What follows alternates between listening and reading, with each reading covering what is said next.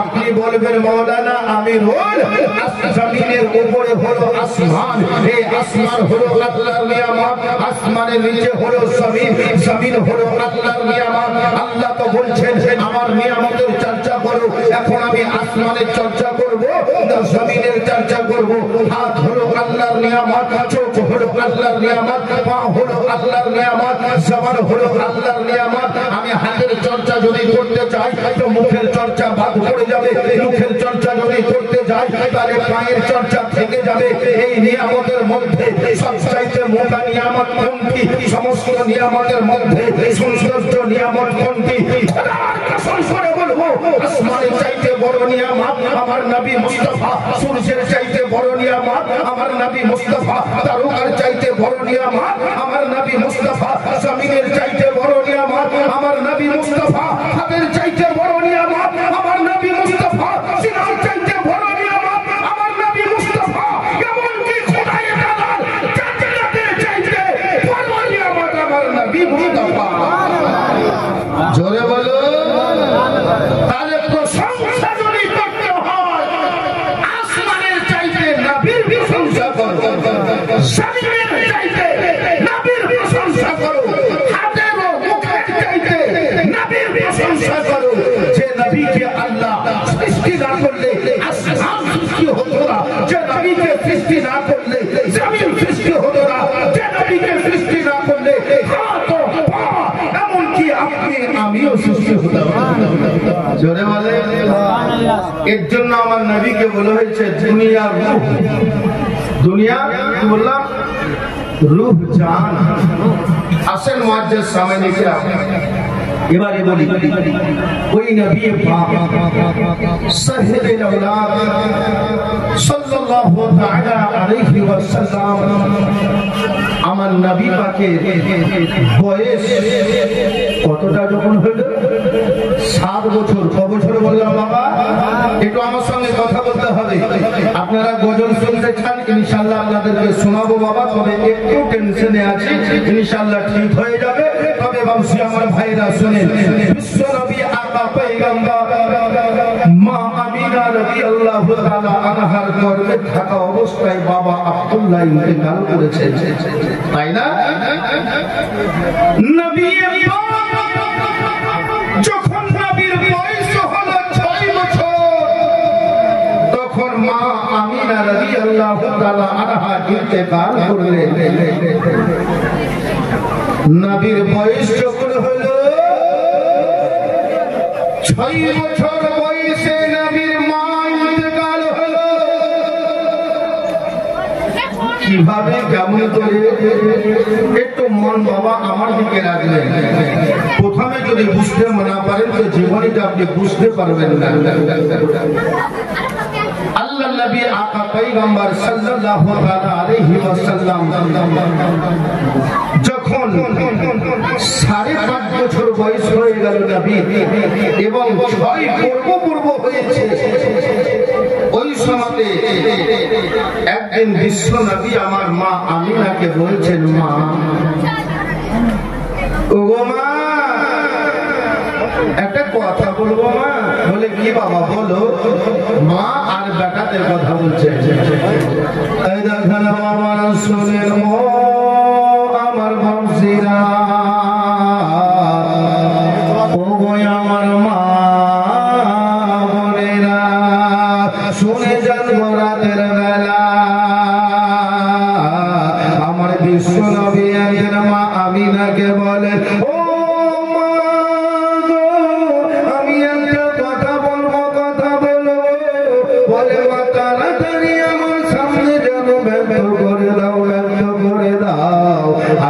আমাদের এই পাড়া প্রতিবেশী ছেলেগুলোকে কেন দেখতে পাওয়া যায় না?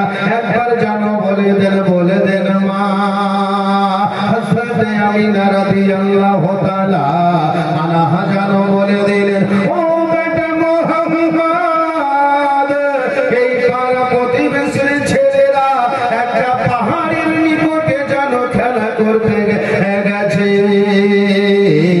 ওখানে জানো একটা ফাঁকা ময়দান আছে, ওই জায়গাতে যেন সময় খেলা করে।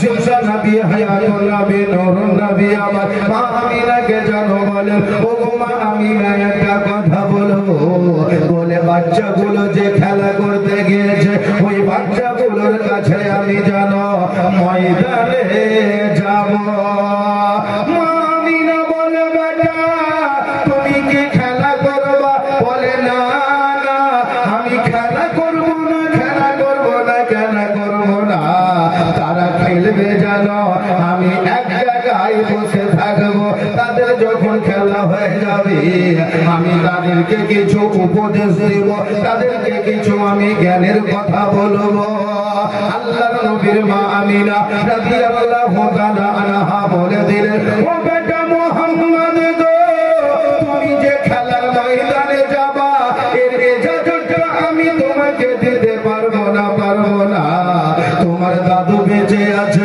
তোমার দাদুর কাছে তুমি চলে যাও তোমার দাদু আব্দুল মুত্তালিব যদি ইজাজতটা দিয়ে দেয় অবশ্যই তুমি চলে যাবা চলে বলুন সুবহানাল্লাহ স্বামী মারা গেলে কিছু কিছু মহিলা ভাবে যে স্বামী তো মারা গেছে আর কাকে পরোয়াই করব আপনাদের এই দিনাজপুর এলাকার মা বোনরা ভালো যদি কাউরি স্বামী মারা যায় তো শ্বশুরকে আপন আব্বা রূপেই দেখে ভাসুরকে বড় দাদা চোখেই দেখে কিন্তু অন্যান্য এলাকাতে কিন্তু এটা আছে বাবা যদি স্বামী মারা যায় তো বাড়িতে আর কাউকে পরোয়াই করে না কিছু কিছু মেয়ে আছে বুঝতে পারলেন একাই সকালে উঠে চলে যেতে ইসলামপুর হাট ইসলামপুর বাজার হাইওয়ে খারাপ করতে যাবে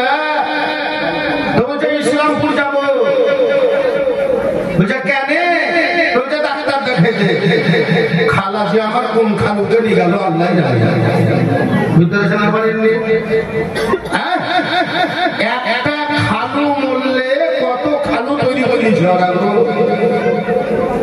আর খালু বেশি থাকাকালীন মোবাইল ছিল 1500 টাকা আর খালু যেমন না মারা গেল তো খালার মোবাইল হলো এবার 20,000 টাকা আপনাদের এলাকাতে নাই কিন্তু আমার এলাকাতে আছে বুঝতে পেরেছেন পারেননি খালা চললো ইসলামপুর তারপরে 10 দিন পর আমার লোকে দেখছে কোথায় তোর জায়গায় এখানে যাবো আলুয়া বাড়ি কত যে খালুকে কথা দিয়ে রেখেছে কিন্তু মা আমিনা রাদিয়াল্লাহু তাআলা আনহা তার নাম আমার আমিনা রাদিয়াল্লাহু তাআলা আনহা ওনার স্বামী আব্দুল্লাহ ইন্তেকাল করেছেন বাবা বিশ্ব নবীকে জানো বললেন ও বেটা একটা কথা বলবো আমি তোমাকে জানাটা দিতে পারবো না আমি তোমাকে জানো হুকুম দিতে পারবো না হুকুম যদি তোমাকে নিতে হয় তোমার দাদু আব্দুল মুত্তালিবের কাছে হুকুম করাও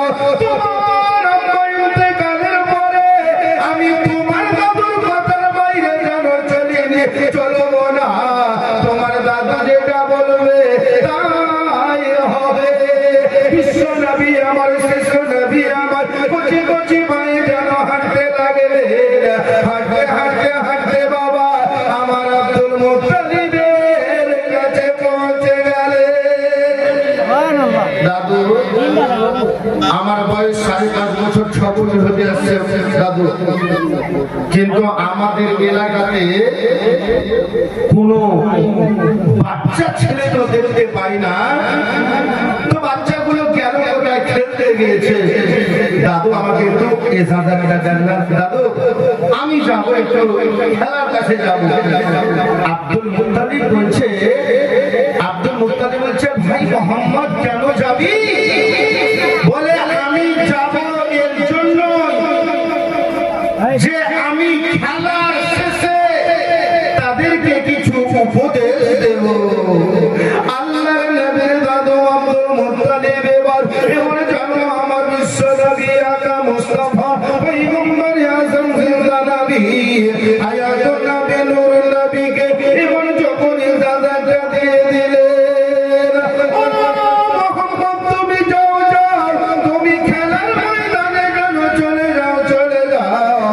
খেলার ময়দান থেকে তাড়াতাড়ি তুমি জানো ফিরে আসিয়া আল্লাহর নবী হাবিবুল্লাহ আকা পয়গম্বর শিরসা নবী হায়াতুন নবী নূরুন নবী চলে গেলেন। নবী একটা পাথরের উপরে বসে গেলেন। সমস্ত বাচ্চারা খেলা করছে, সব বাচ্চারা খেলা করছে, সব বাচ্চারা খেলা করছে। তো সন্ধ্যা হয়ে গেল, ঠিক মাগরিব হয়ে গেল। মাগরিবের পরে ওই বাচ্চাগুলোর গার্জেনরা এসে নিজের নিজের বাচ্চাকে বলছে, কি বলছে, বলে আপনাদের ছেলে যদি কোথাও যায় তো আমরা খুঁজতে যাই না, যাই না গো, একটু জোরে বলতে হবে, খুঁজতে যাই না, খুঁজি আমরা।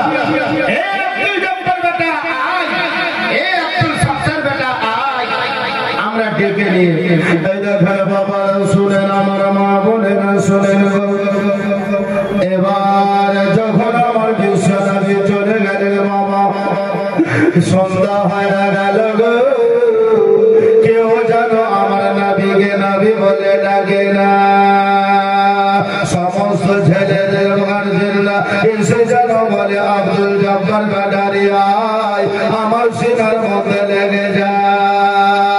ওরে আব্দুল হলের বেটা, আমার সিনার মধ্যে লেগে যা। সমস্ত ছেলেরা আপন আপন আব্বার গলা ধরে বাবা হাতে কানা ধরে বাড়ি চলে গেল। আমার নবী আকা নবী মুস্তাফা পয়গম্বর আযম জিন্দা নবী হায়াতুন নবী নূরুন নবী আমার জাদা একটা পাথরের উপর বসে বসে কান্না করে। নবী মনে মনে চিন্তা করল, আজ যদি আমার আব্বা দুনিয়াতে যদি বেঁচে থাকতো,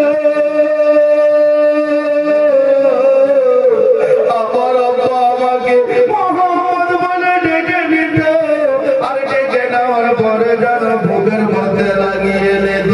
ওগো আমার বাপসি, আমার ভাইয়েরা, ওগো আমার মা বোনেরা, আল্লাহর নবীর চোখ দিয়ে পানি পড়ছে বাবা। সন্ধ্যা হয়ে গেল গো, নবী যেন এখনো আসে না।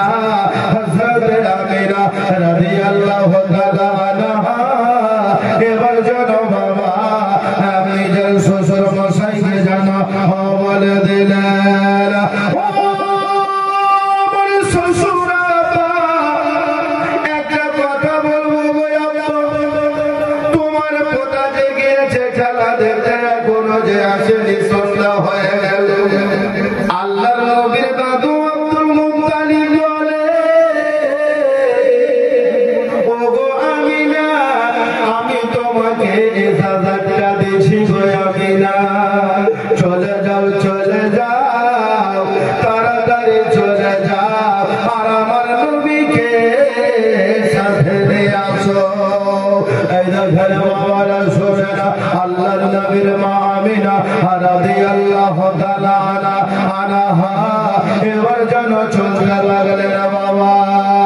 চলতে চলতে চলতে ওই ময়দানে যখন পৌঁছে গেলেন বাবা, ময়দানে যখন পৌঁছে গেল, বিশ্বনবী হাবিবুল্লাহ আকা নবী পয়গম্বর জিন্দা নবী হায়াতুন নবী নূরুন নবীকে যেন বলে, বেটা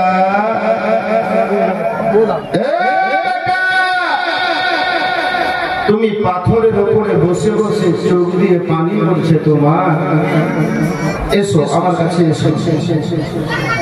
নবীর চোখে জল। নবী মাকে বলছে, মা, সমস্ত ছেলেরা খেলা করছিল, সবারই গার্জেন এসে আপন আপন বেটাকে ধরে নিয়ে সিনায় লাগিয়ে চলে গেল বাড়ি। কিন্তু আমার আব্বা তো জগতে বেঁচে নাই মা। আজ আমার আব্বা যদি বেঁচে থাকতো তো আমাকেও কোলে করে নিয়ে হাতখানা ধরে হোক, কোলে করে হোক নিয়ে বাড়ি যেত। নবীর কথাটা শুনে আল্লাহর নবীর মা আমিনা দুঃখ আসলো। আমার বেটা যখন কথাটা বলছে তো হৃদয়খানা কাঁপতে শুরু করে দিয়েছে। এটা জোরে বলবেন না বাবা সুবহানাল্লাহ? হৃদয় খানা কাঁপতে শুরু করে দিয়েছে। বিশ্ব নবীর মা আমিনা বলছে, বাবা মুহাম্মদ এসো, বুকে লেগে যাও। নবী আমার মা আমিনা রাদিয়াল্লাহু তাআলা আনহা বুকের মধ্যে যখন বাবা লেগে গেল, আল্লাহর নবী হাবিবুল্লাহ আকা পয়গম্বর শেষা নবী হায়াতুন নবী নূরুন নবী এবার যেন বলে দিলেন,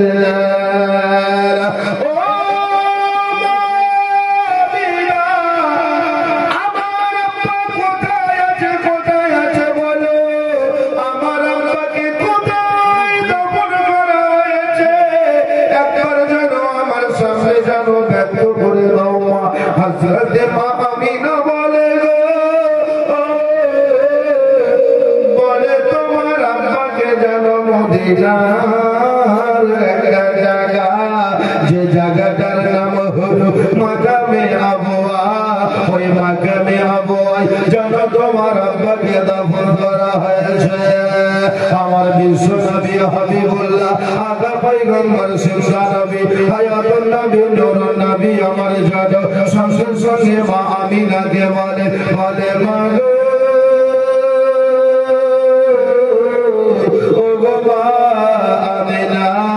আমি আমার আব্বার কবরখানা জিয়ারত করতে যাব বাবা।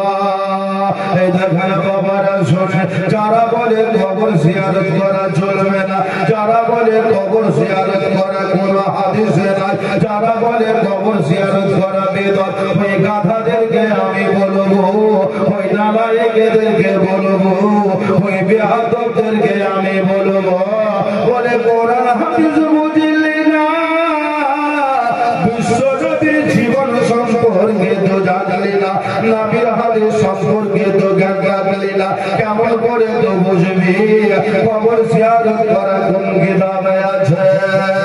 আরে কবর জিয়ারত করা হলো বিশ্ব নবীর সুন্নাত গো বাবা। আমার বিশ্ব নবী হাবিবুল্লাহ আকা পয়গম্বর শেষা নবী হায়াতুন নবী নূরুন নবী আমার নিজের আব্বা আব্দুল্লাহর কবর জিয়ারত করেছে। এটা জোরে বলেন না মুহাম্মদ বলুন। ও গো সারা জগৎ আলো কি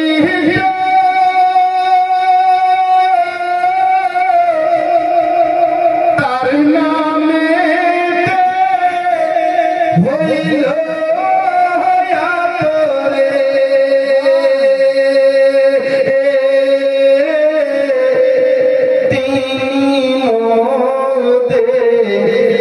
মোহাম্মদ রাসূল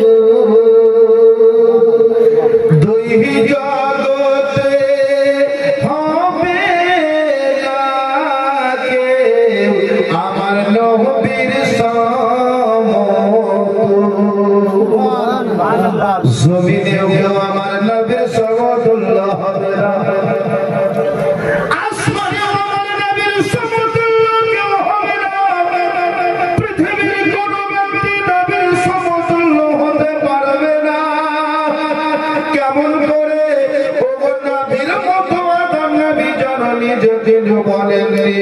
আমার আদম নবী নবীকে জানো বলেননি আমার মতন মানুষ, মুসা নবী নবীকে বলেননি আমার মতো, হযরত দাউদ নবী নবীকে বলেননি আমার মতন মানুষ। বলে আদম নবী যদি না বলতে পারে, মুসা নবী যদি না বলতে পারে, হযরত ঈসা রূহুল্লাহ আলা নবিয়্যিনা আলাইহিস সালাম উনি যদি না বলতে পারে, আমাদের মধ্যে কেউ যদি একবার বলে দেয়, নবীকে আমার মতো মানুষ যদি বলে দেয়, জানতে হবে ওই ব্যক্তির ঈমানের কমজোরি আছে। একটু জোরে বলেন সুবহানাল্লাহ।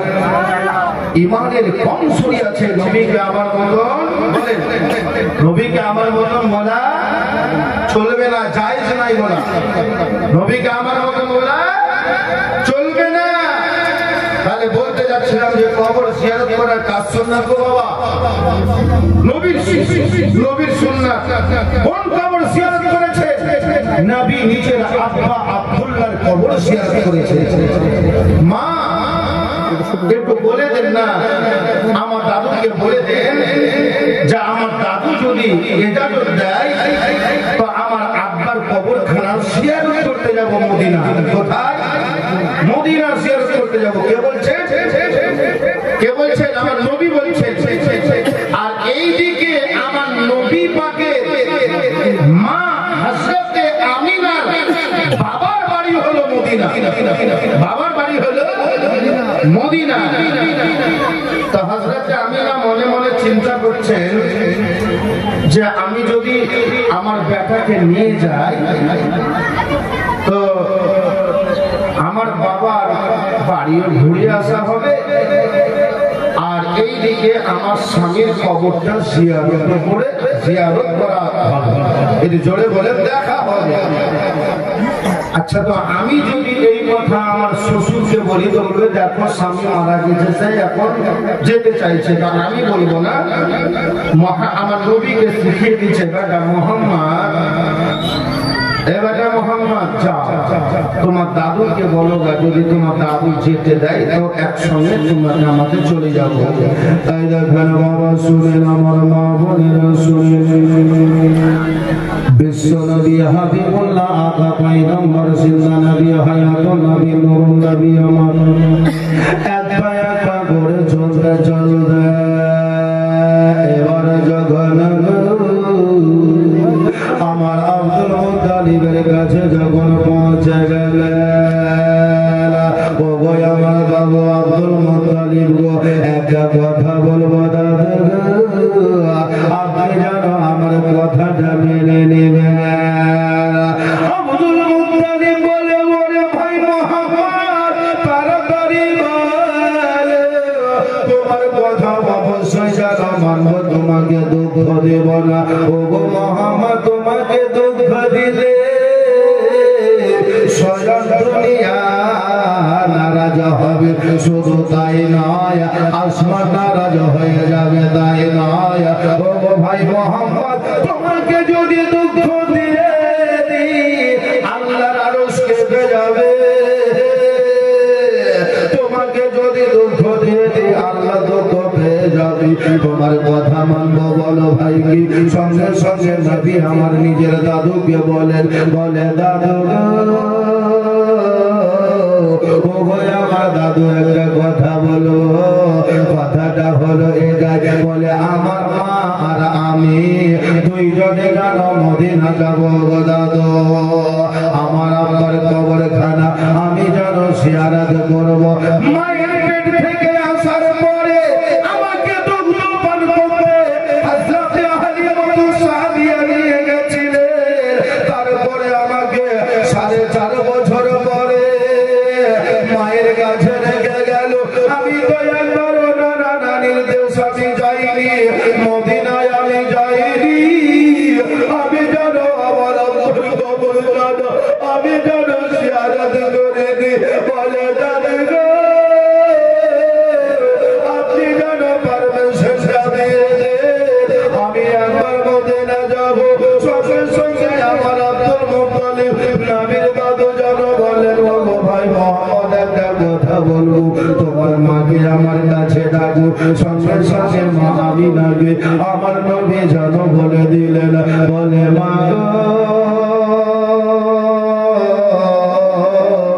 ও গো মা আমিনা শোনো শোনো, আমার দাদু জানো তোমাকে ডেকেছে গো মা।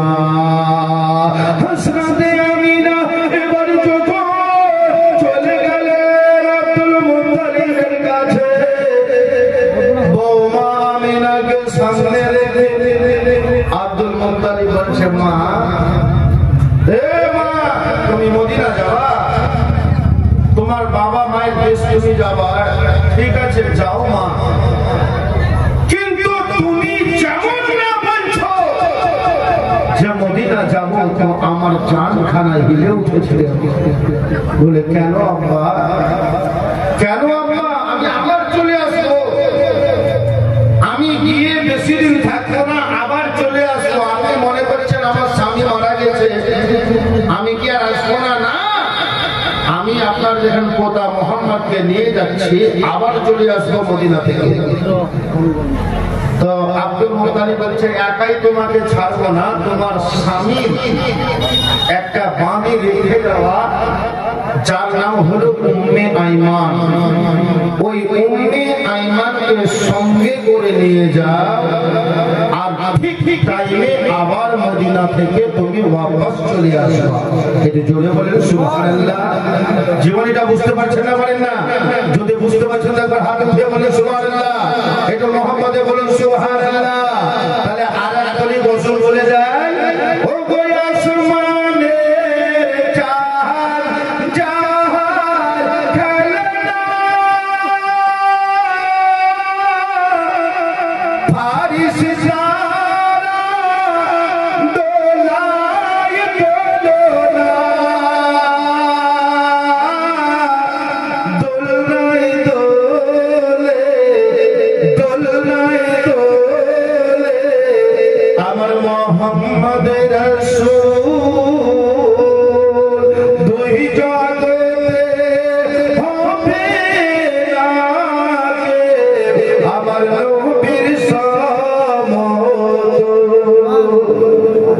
আব্দুল মুত্তালিব বলছে বৌমা, তুমি আর তোমার বেটা মোহাম্মদ আর উম্মে আইমানকে সাথে করে নিয়ে যাও। উম্মে আইমানটাকে আব্দুল্লাহর রেখে যাওয়া বাঁধি।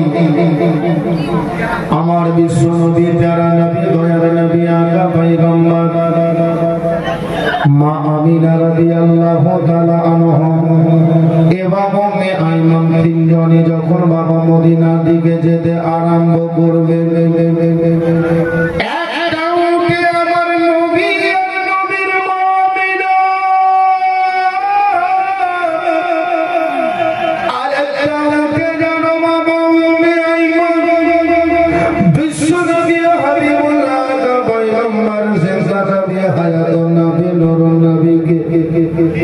উটের পেছন থেকে যখন রেখে দিল, আমি না যেন উটের আগে বসে যেন উঠে বলে ওরে ওঠে ওরে ওঠ আগে বার, ওরে যেন আগে বাড়ল না, ওঠে যেন আগে গেল না। আমিনার কানে যেন কেউ আওয়াজ দিলে বলে আমিনা বলে ওঠে যেন এক কদম আগে বাড়বে না, ওঠে যেন এক কদম আগে চলবে না, যতক্ষণ পর্যন্ত ওই বিশ্ব নবী হাবিবুল্লাহকে, বিশ্ব নবী প্যারা হাবিবুল্লাহকে ওঠের সামনে দিকে যদি না রাখো। আমার দয়ার নবী হাবিবুল্লাহকে ওঠের সামনে দিকে যখন রাখা হলো, ওঠের সামনে দিকে রেখে দেওয়ার পরে এবার যেন ওর চলতে আরম্ভ করলো। বাবা চলতে চলতে চলতে চলতে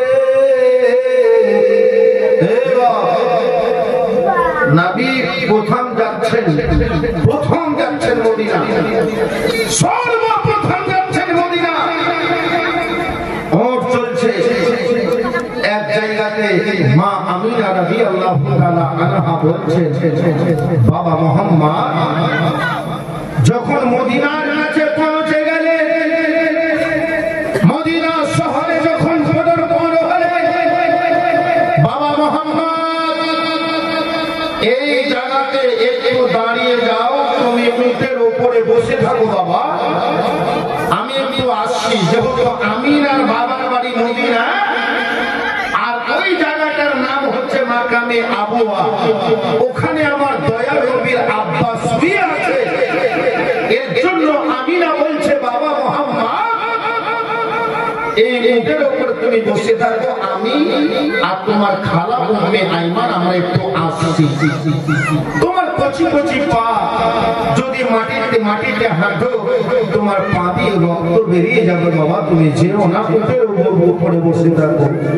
আল্লাহর নবী হাবিবুল্লাহ আকা নবী মুস্তাফা পয়গম্বরে আযম নবী নূরুন নবীকে উটের উপর যখন বসিয়ে দেওয়া হলো আরে যেমন না বাবা উটের উপরে বসিয়ে দেওয়া তেমন না বাবা হযরত আমিনা আর উম্মে আইমান দুইজনে বাবা রাস্তা দুইজনে বাবা আগে আগে হেঁটে হেঁটে যাচ্ছে আমার দয়ার নবী উটের উপরে বসে আছে যখন বাবা আমিনা একটু দূরে চলে গেলেন আর যেমন না আমিনার দূরে চলে যাওয়া সঙ্গে সঙ্গে আমার দয়ার নবী আকা পয়গম্বর সিংহ নবী হায়াতুন নবী নূরুন নবী আমার উটের পিঠের উপর থেকে